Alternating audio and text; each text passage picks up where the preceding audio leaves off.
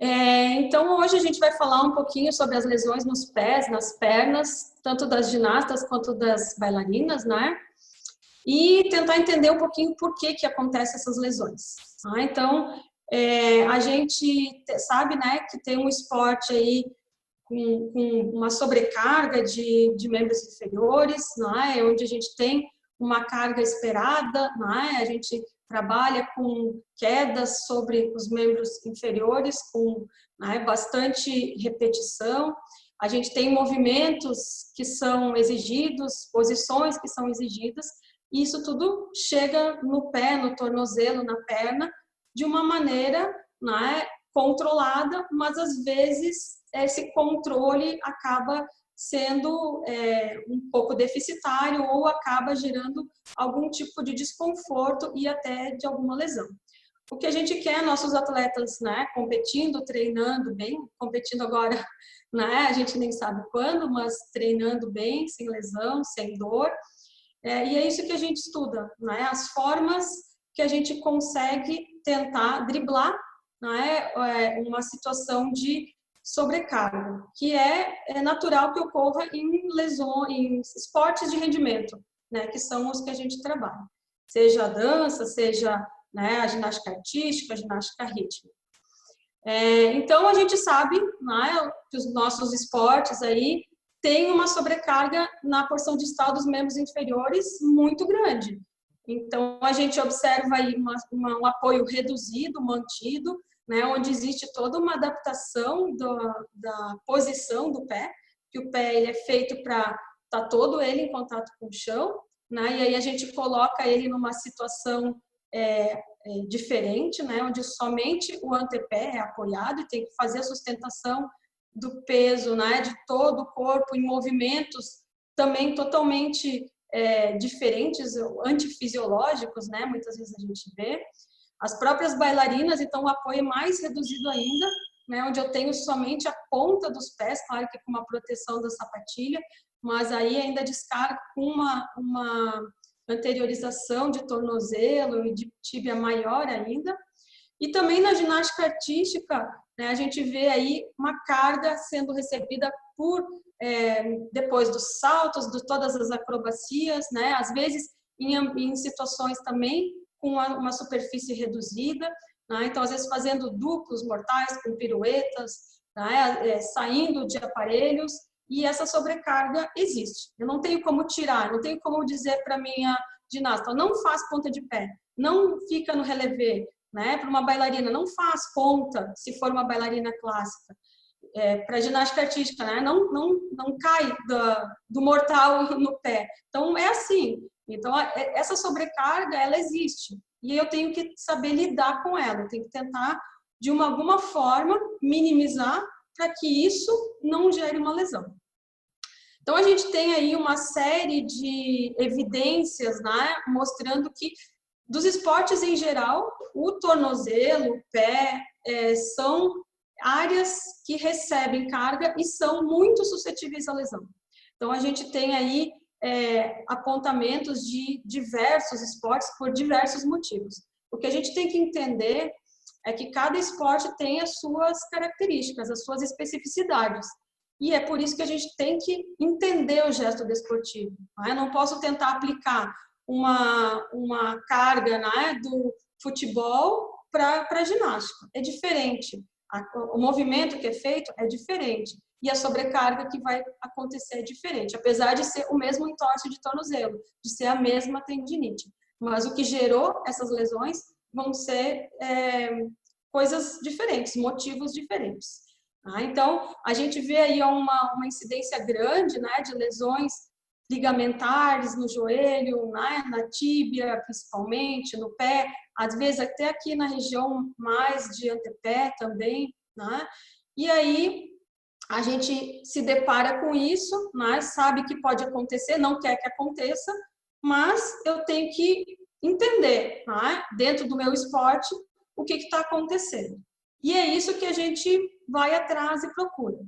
Então, o que eu tenho aqui? E são dados bem recentes, né, de 2017, 2019, que mostram aqui, ó, o tornozelo como a segunda maior região de lesão, né, de incidência de lesão, dentro da ginástica rítmica. Aqui, se olhar a ginástica artística e rítmica, dos seis maiores regiões, então eu tenho, né, tornozelo, lombar, pé, joelho e tíbia, dos 6 maiores locais de lesão, 3 são nessa porção distal. Então tá lá, ó, tíbia, pé e tornozelo. Então, de novo, me mostra que eu preciso ter uma atenção especial para essa região, que foi feita para receber carga, foi feita para caminhar, para correr, para saltar, mas a gente impõe cargas diferentes. E é isso que a gente tem que entender. Como que essas cargas diferentes vão se comportar, né? Porque as lesões estão lá, estão lá rondando. E eu preciso entender para que ela não seja uma realidade junto dos meus atletas.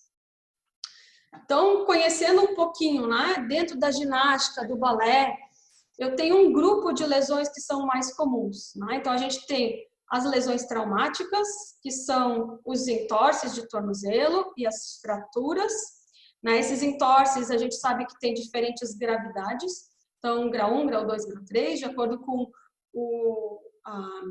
a complexidade e a quantidade de ligamentos que vão ser rompidos ou lesionados nessa porção lateral. As fraturas, né, que não são tão comuns assim, mas podem vir a acontecer, isso em qualquer esporte. E as lesões inflamatórias, né, que são lesões que provêm de um outro mecanismo, né? Eu tenho aqui uma sobrecarga progressiva, gradativa, microtrauma de repetição. Então, na ginástica e na dança, o que eu tenho, né, de mais incidente? Tendinite do tendão calcâneo ou tendão de Aquiles, posteriormente, fascite plantar, né? Aqui na porção anterior, menos comum, mas às vezes também pode acometer esse tendão de tibial anterior e de extensor dos dedos e do hálux, a famosa e temida canelite, né, que agora, nessa época agora de quarentena, tem aparecido bastante, né, e tem motivo para isso. A gente associa muito a canelite ao salto, né, mas não é só o salto que vai gerar a canelite, né, o nome bonito dela é síndrome do estresse medial, né, porque existe uma sobrecarga medial, né, a perna ali tem uma sobrecarga medial que acaba gerando dor. Então, a dor muitas vezes é na frente, mas o problema provém lá de trás, tá? Então, essa canelite, né, ela não tratada, não recuperada adequadamente, ela pode até gerar uma fratura de estresse, tá? Então, a fratura de estresse, ela não acontece como uma fratura traumática, ela vem vindo, ela inflama o periósteo primeiro, né? Tem muita dor, tem às vezes disfunção e chega uma hora que rompe, tá? Mas ela sempre vai nascer de um processo inflamatório, tá? Então, são 2 grupos de lesões. Então, essas lesões traumáticas, às vezes, fica um pouco difícil da gente controlar, né? Eu posso fazer coisas, pensar atividades para prevenir, até posso, né? Mas é nessas lesões inflamatórias aqui que eu vou conseguir realmente prevenir, eu vou conseguir realmente ter um controle um pouco melhor. Mas para isso eu preciso entender de onde elas vêm. Eu preciso entender por que eu tenho uma canelite, por que o tendão calcâneo inflama, né? Por que lá embaixo a face plantar inflama, né? Ou por que tem uma atleta que tem tanto entorse, né? E aí a gente chega de novo numa situação que eu tenho diferentes tipos de atletas, né? Eu tenho atletas que são extremamente móveis, com frouxidão ligamentar, e estão bem suscetíveis a essas lesões de entorse aqui, né? E eu tenho outros atletas que têm uma mobilidade, uma flexibilidade normal, que eu tenho que até trabalhar, né? Então, claro, dentro da minha equipe, dentro das minhas ginastas, eu vou ter diferentes situações, sim, depende do atleta. E vocês, né, conhecem os seus atletas, vocês avaliam eles, vocês estão, né, trabalhando com eles, vocês conhece, né? Mas precisa também ter um olhar, né? Também para essa questão de mobilidade, de flexibilidade, né? Que a gente já vai falar. Então, o que a gente tem que entender, né? Não adianta só saber, tem lesão. Sim, tem lesão de entorse, tem canelite, tem tendinite, mas a gente tem que entender por que elas acontecem, né? Por que elas se instalam, ou por que determinado atleta tem lesão de recorrência, né? Tem 1, 2, 3, 10 entorses, ou está curando da canelite e volta de novo, está curando da tendinite e volta de novo. Então, tem alguns aspectos que a gente pode entender e tentar intervir para fazer uma prevenção. Então, o que a gente entende de prevenção? São situações que a gente coloca para o atleta para tentar minimizar essa sobrecarga, para que ele está exposto. Então, para tentar fazer com que os segmentos, os tecidos, consigam absorver a sobrecarga e manter, ou até melhorar, que é o que se quer, né? Vocês, como os técnicos, trabalham com melhora da performance. Então, eu tenho um limite muito tênue entre trabalhar, fazer a sobrecarga e melhorar, né? Então, melhorar a performance ou lesionar. Então, esse limite tênue, né? Eu estou o tempo todo trabalhando com, né? Melhora da performance ou lesão, né? Ou dor. Então, eu tenho que conseguir dosar. É difícil? Não tem uma regra, não tem uma receita pronta, né? Você sabe que cada atleta é diferente, cada atleta vai ter um comportamento diferente, cada técnico tem uma forma de abordar o seu treinamento, né? Tem uma forma de periodizar, de organizar o seu treinamento, né? Então, isso tudo tem que ser levado em consideração. Mas a gente tem que tentar entender, né? Então, os mecanismos, por que essas lesões podem acontecer, e aí sim abordar elas no sentido de minimizar, né? Ou minimizar a gravidade, ou tentar fazer com que elas não aconteçam. Então, às vezes, as lesões acontecem por uma fatalidade, não é? A menina está lá correndo, o colchonete escorregou, virou o pé e fez um entorse, não é? Caiu com o pé de maneira inadequada e quebrou, não é? Então, às vezes, são fatalidades e muitas vezes a gente vê que nem acontecem dentro do ginásio em função do esporte, né? Tá fazendo educação física, de um movimento que não está tão acostumado e faz uma lesão. São fatalidades, né? Pode acontecer em casa, né? Aqueles dias eu ainda comentei com a Maria Helena e com a Ana, né? As meninas, é porque eu bati meu dedo e tá doendo, porque eu bati o joelho e tá doendo. Então, são coisas, né? Estão em casa, estão com uma carga menor de treino, mas ainda assim, fatalidades acontecem, né? Então, isso aí é inerente, quanto mais intenso o esporte, né? Quanto maior o risco do esporte, maior a chance, né? De acontecer essas fatalidades, que a gente não quer, mas, enfim, fazem parte do contexto. Mas a maioria, né, das lesões, elas são resultado de sobrecargas impostas aos atletas. Sobrecargas diversas, como eu já falei lá no início da aula, né? O pé, ele é feito para receber, para ficar todo no chão, e não para ficar na pontinha do pé. Não para ficar no relevê com o apoio no antepé e ainda com a perna, né, para cima, com o movimento de hiperextensão da coluna, ainda mexendo com o aparelho. Né? É muita coisa para fazer ao mesmo tempo, para controlar ao mesmo tempo. Então, eu tenho atletas com uma potência muscular excelente, outras com uma potência muscular mais deficitária. Né? Então, quando está caindo do salto, quem é que vai chegar primeiro? Né? No mortal, no flick sem mãos, enfim, o pé. Né? O membro inferior, o tornozelo.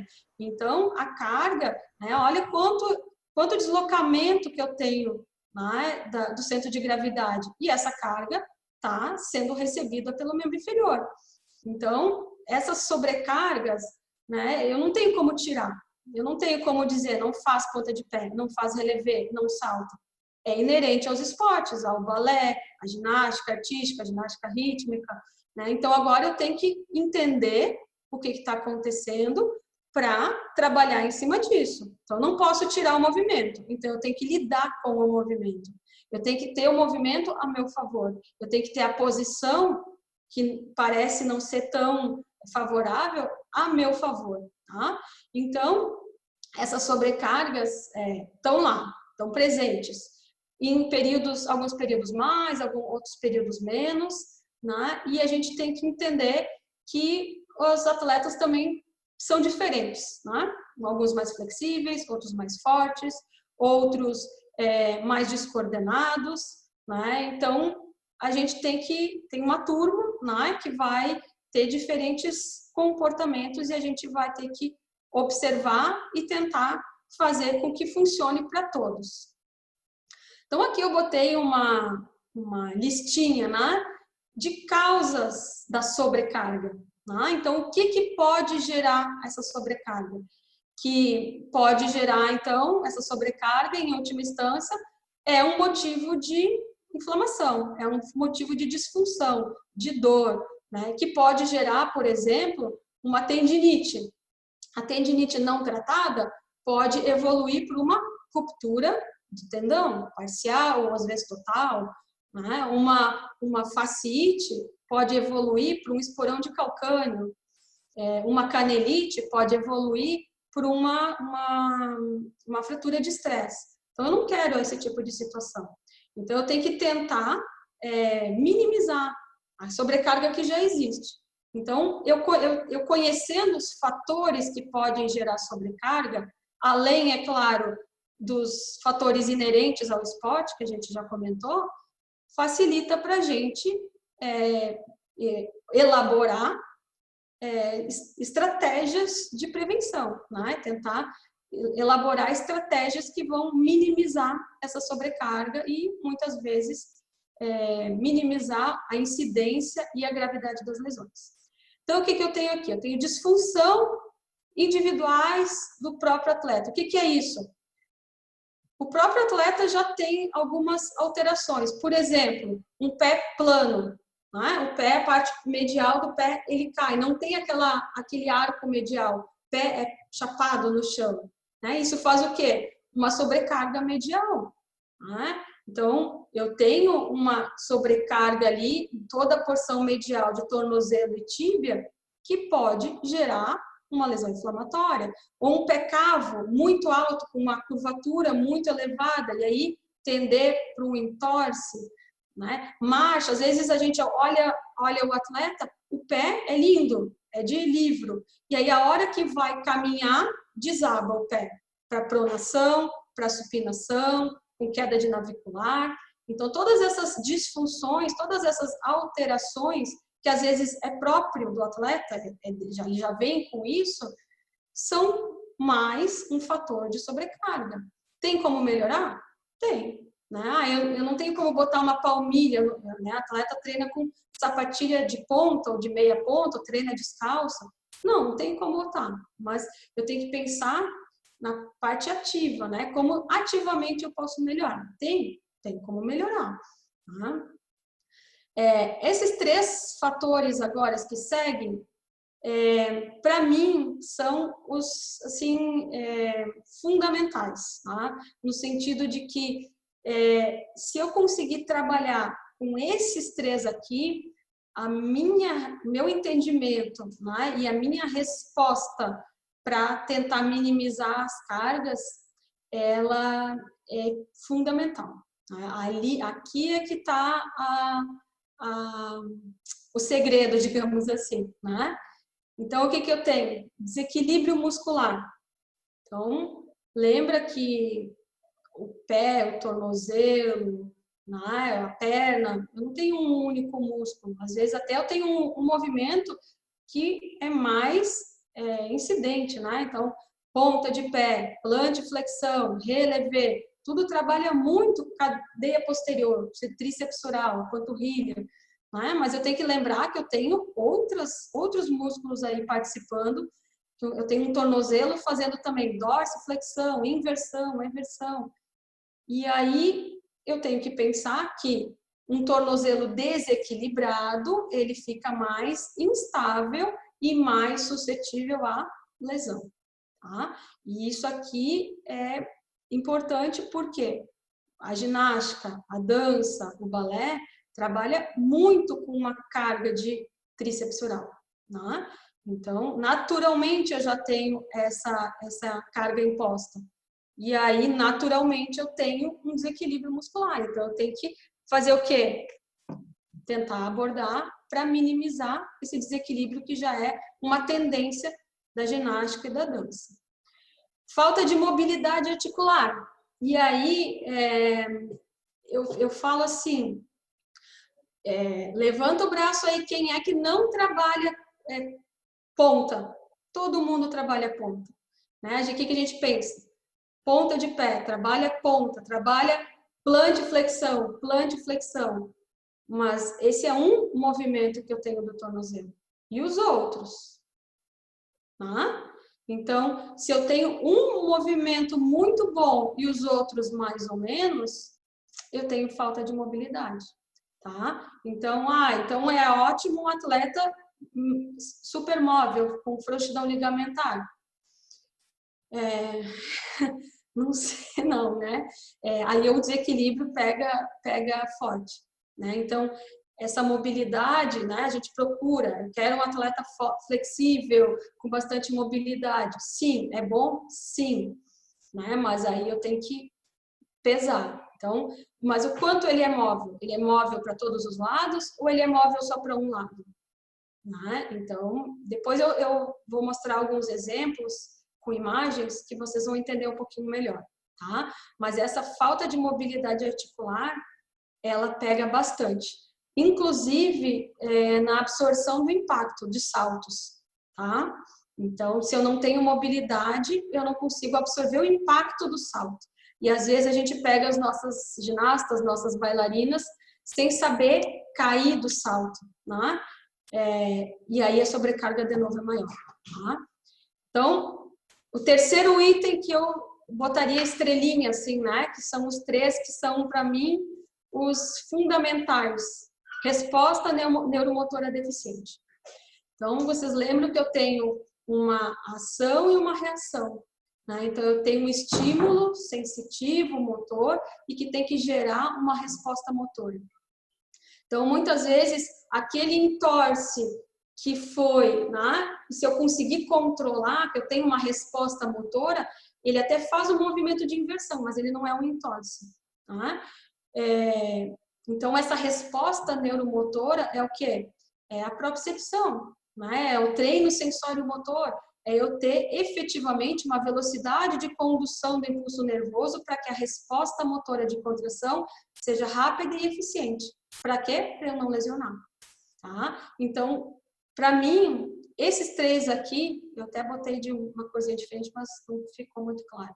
São os três fundamentais que fazem a diferença, tá? O entendimento desses três. É claro, eu ainda tenho recuperação pós-carga ineficiente. O que é isso? Depois do treino, não conseguiu se recuperar de maneira adequada. E aí, o que é a recuperação? Dormir direito, comer direito, fazer um retorno, né? Um retorno ao repouso, né? Que é a desaceleração.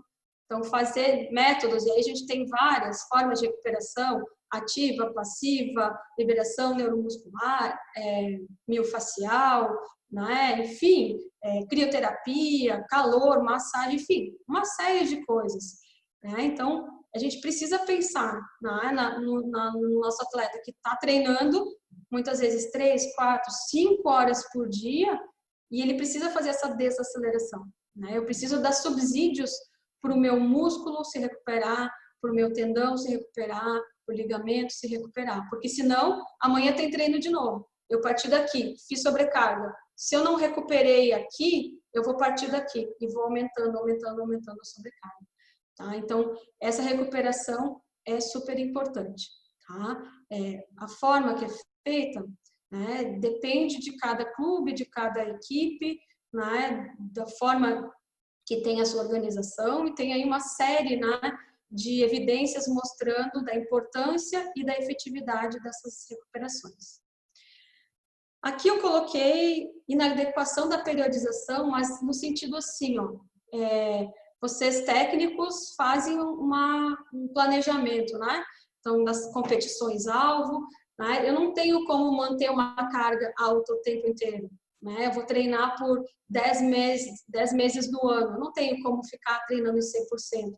Vocês vão ter que variar, né? Volume, intensidade, e aí é totalmente com vocês, né? Como vocês fazem essa organização. Mas, às vezes, acontece que o calendário, né, da federação com a confederação, né, com a FIG, às vezes, né, bate, ou apresentações, enfim, batem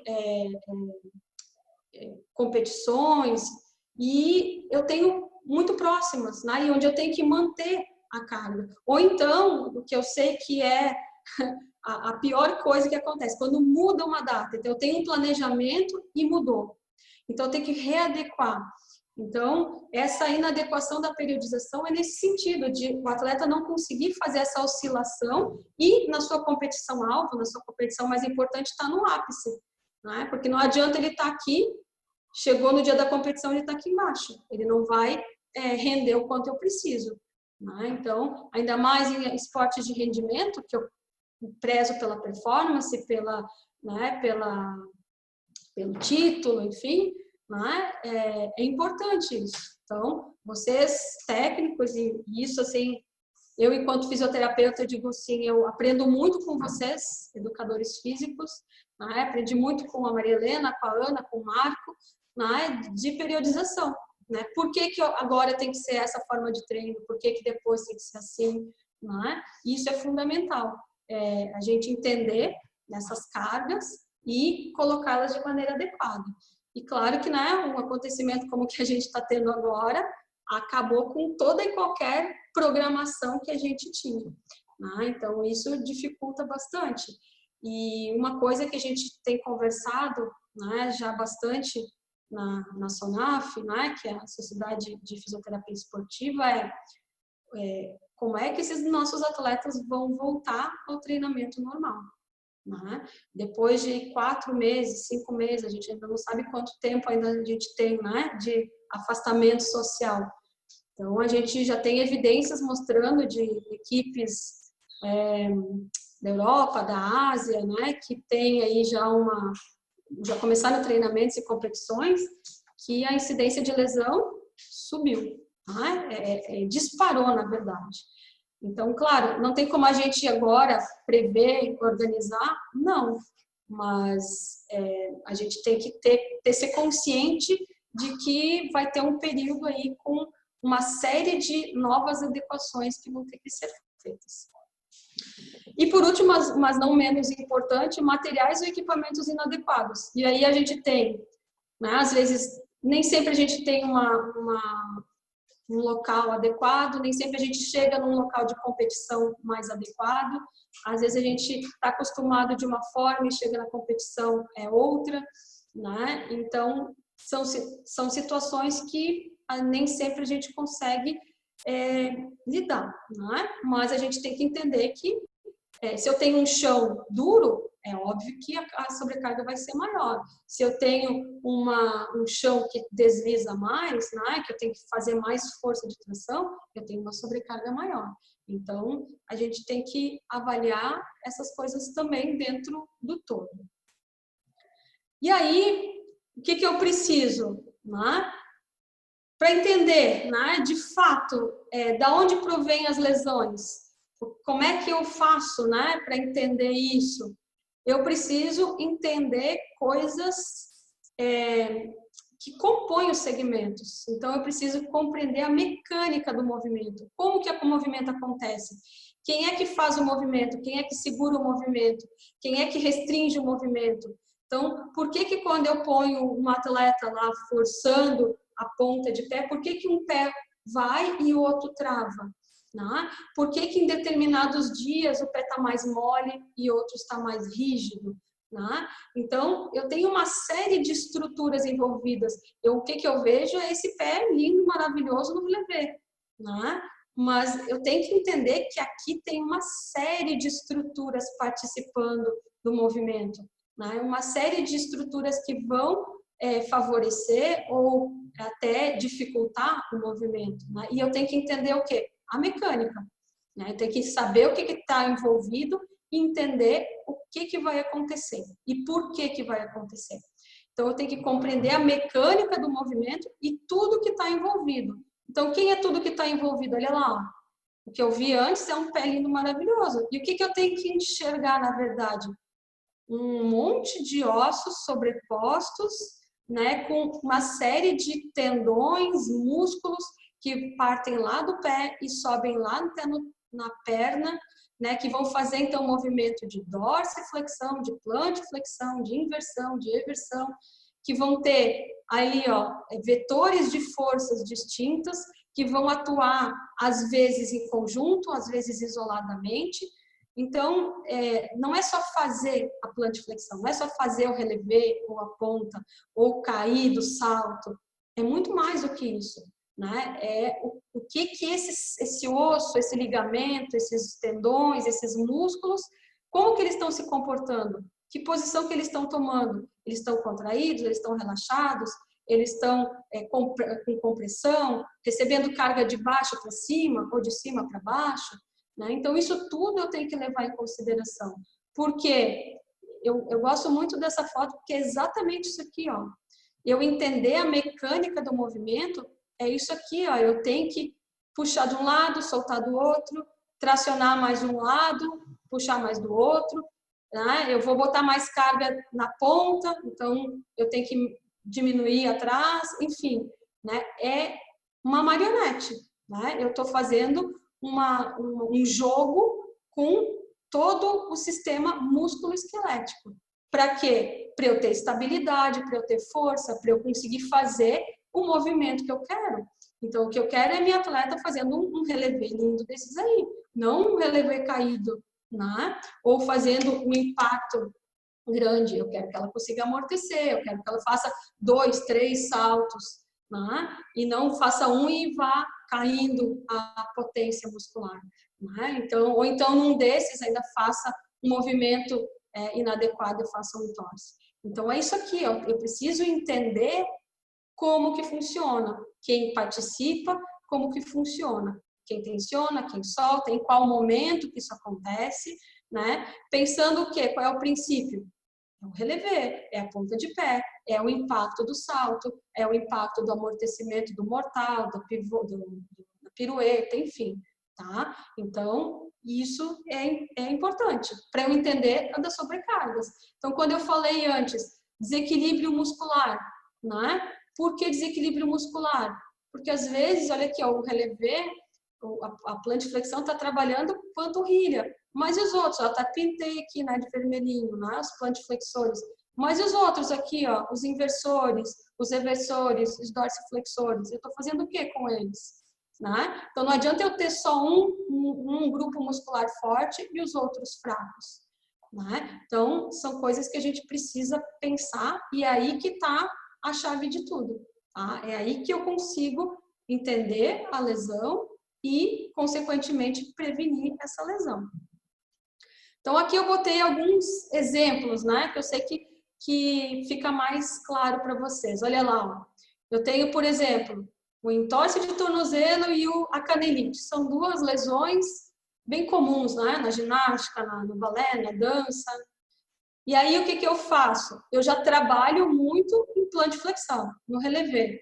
E aí, o que a gente faz de prevenção? Plantiflexão. Né? O que eu faço? Perguntar, o que tu está fazendo? Ah, Raquel, eu estou fazendo plantiflexão. Mas isso não é mais do mesmo? Né?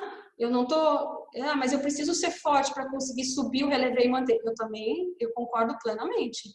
Mas se eu só trabalhar a plantiflexão, eu estou sobrecarregando toda a cadeia posterior. E o resto que a gente viu lá, né? Todas as outras cadeias anteriores, mediais, né? Laterais, e o resto, né? Daí gera o desequilíbrio, e aí gera o quê? Instabilidade, e aí gera lesão. Ou então, eu trabalhei tanto a panturrilha que o tibial posterior lá tá com uma sobrecarga absurda e faz o quê? Canelite. O que é essa síndrome do estresse medial? O tibial posterior, que lá está logo atrás da tíbia, né? Então eu tenho a tíbia, tibial posterior. Ele está tenso, ele está sobrecarregado. O que ele faz? Empurra a tíbia. Quem é que eu tenho envolvendo o osso? Periósteo.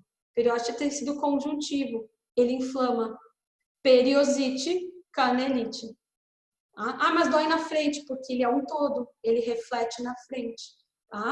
E aí o que eu tenho? Sobrecarga posterior, instabilidade, desequilíbrio muscular, tá? E aí gerei uma sobrecarga inflamatória. Precisa, aí não vai, a gente pensa, tá, então não vou mais trabalhar. Sim, vai, né? Eu preciso ser forte para manter, para fazer o movimento, mas eu não posso só pensar nesse, tá? Eu não posso só pensar na panturrilha. Porque, olha aqui, ó, eu tenho um monte de outras coisas. Olha lá, ó, então tá lá, gastrocnêmio, sóleo, lá atrás, tibial posterior, fibulares, tibial anterior, tensor longo dos dedos e do hálux. Então, olha a quantidade de coisa que eu tenho aqui. Tendão passando aqui, né, os ligamentos aqui do tornozelo, que muitas vezes são os mais comprometidos, tá? Então, vamos pensar em tudo, não só numa coisa.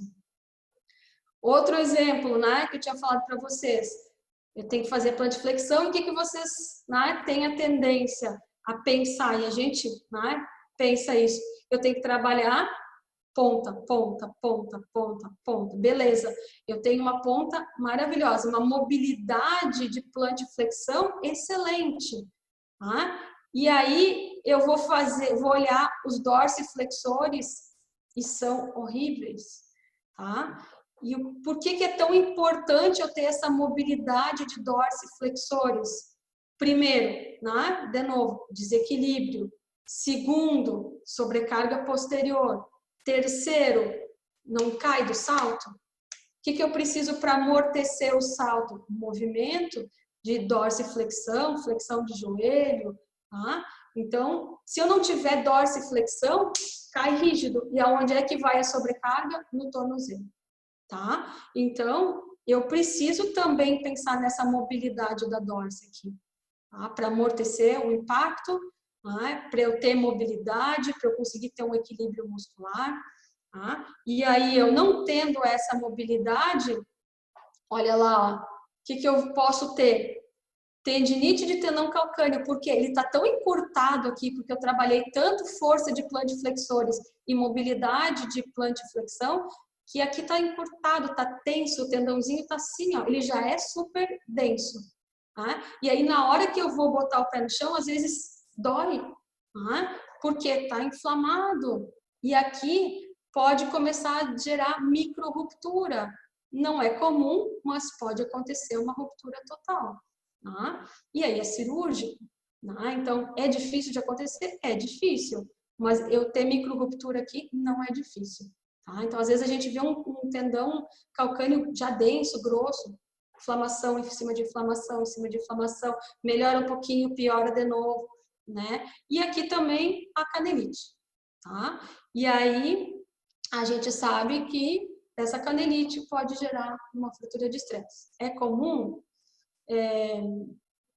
Não é tão comum, né? Como a canelite, como a tendinite, como o entorse, mas pode acontecer. Tá? Então, e aí já é uma situação extrema. Claro, doeu por muitos anos, eu tive disfunção por muitos anos, não acontece do dia para a noite. Tá? Então, olha, não adianta eu só trabalhar um lado, eu preciso olhar os outros também, tenho que entender o que está acontecendo, as cargas que estão sendo aplicadas, porque isso tudo gera sobrecarga. Tá? Então, onde é que eu quero chegar? É carga, é sobrecarga, não conseguir absorver a carga. Então, aqui acontece muito, né? Caiu do salto, chegou uma carga pesada, né? Para onde vai? Lá para trás. Né? Então, amortecer é importante, e para isso eu tenho que ter mobilidade. Parece meio estranho, né? Eu tenho que ter equilíbrio muscular, mas ao mesmo tempo eu tenho que ter mobilidade. Sim. Tá? E aí, de novo, é uma situação que eu estou o tempo inteiro oscilando. Né? Eu tenho que ter estabilidade, equilíbrio, estabilidade, eu tenho que ter mobilidade. tá? Então, na verdade, eu tenho que ter controle. E aonde é que entra aí? Controle e resposta neuromuscular, tá? Então, não adianta eu ter um equilíbrio muscular, eu ter força, eu ter mobilidade se eu não tiver resposta neuromotora. O que é? Uma ação e reação rápida do músculo para segurar o movimento, para se antecipar do movimento, tá? Então, são coisas, ó, de novo, é os 3 que eu falei antes para vocês. Equilíbrio muscular, mobilidade articular e resposta neuromotora. Não que os outros não sejam importantes, são igualmente importantes, tá? Mas esses 3 são fatores de sobrecarga que vão gerar lesão, tá? E aí, o que eu tenho que entender? Tá? Aqui, mecanismo que envolve os movimentos. É aqui, ó, é mecânica. Tá? Tem que fazer cálculo? Não, às vezes, né? Mas eu tenho que entender as engrenagens que compõem o meu movimento, os vetores de força, né? Que estão sendo gerados pelos músculos, pelos ligamentos, a carga que eu estou impondo, né? De maneira descendente e de maneira ascendente, força de reação no solo. Né? Eu tenho que entender o mecanismo que envolve o movimento. Né? Não é só fazer o movimento. Às vezes eu tenho que equilibrar esse movimento, eu tenho que equilibrar essas forças. Eu tenho que pensar em coisas complementares para ter o quê? Aquele movimento esperado. Tá? Então, vocês olham performance, né? Eu quero que a atleta melhore, que gire melhor, que fique mais no equilíbrio, que tenha um relevo bonito, que salte bem, né? E entender o mecanismo do movimento, a mecânica do movimento, ela também vai favorecer a performance, tá? Não só a prevenção de lesão, a performance também, tá? E isso é uma coisa importante que a gente precisa levar em consideração, tá? Então, olhar o movimento, né? Estudar o movimento, ver de onde estão vindo as cargas, isso é importante. Né? Então, a gente sabe que agora nós estamos passando por uma situação difícil, né? Difícil controlar os treinos pelo vídeo, online, é difícil corrigir, a gente depende muito dos atletas entender a correção, né? E por isso, né, o que eu tinha falado antes, depois vai vir um período difícil, nesse sentido, né, de que algumas coisas fogem à nossa possibilidade de controle nesse momento, né? E aí a gente vai ter que correr atrás depois do prejuízo, né, que está sendo esse momento para o treinamento em si, né? É perdido? Não, não acho, né? Mas a gente tem que pensar que a carga está sendo menor, e aí a volta tem que ser muito bem pensada, muito bem planejada, tá? Porque o próprio retorno pode ser, né, uma carga excessiva e pode ser realmente um aspecto de ser mais um fator de sobrecarga, tá? Então, esse é um alerta aí que a gente já vem conversando dentro da fisioterapia há um tempo, né? E a gente está vendo que realmente, né, as equipes que já estão voltando é uma verdade, né? E aí a gente tem, né, pensando nisso, daqui a pouco a gente vai ter algumas novidades aí, né? Pensando nisso, eu e a Maria Helena, a gente já tem elaborado alguns materiais para favorecer, né, esse entendimento da biomecânica de alguns segmentos próprios da ginástica, da dança, tá? Então, em breve aí a gente vai ter algumas novidades, tá? Já tem uns spoilers aí, mas tem aí as mídias, né, da equipe, da federação também, né? E para o quê? Para a gente entender um pouco melhor, né? Como que esses segmentos funcionam, como que eu posso, dentro dessas mecânicas, né, normais, melhorar a performance e também fazer prevenção de lesão. Tá? Que isso aí é um ponto importante dentro do treinamento. Tá? Então, fica aí, né, a dica, né, para quem tiver interesse, quem tiver curiosidade, quiser saber um pouquinho mais, né, em breve vão ter novidades. tá? Eu também fico à disposição, né, para quem quiser conversar, né, também no privado, enfim, fica à vontade para perguntar, né, que a gente vai conversando, vai achando aí possibilidades, né, de melhorar, de prevenir lesão e de abordar todas essas situações aí de carga que são normais, mas que precisam ser bastante controladas. Mais uma vez, né, obrigada à Federação de Ginástica pela oportunidade de estar aqui novamente, né? É sempre um prazer. A Ellen, né, a Jocélia, a Maria Helena, né, que estão sempre aí trabalhando em prol da ginástica de Santa Catarina, né, e em prol de todos os atletas. Tá? Muito obrigada pela oportunidade e eu fico aí à disposição para alguma pergunta se tiver.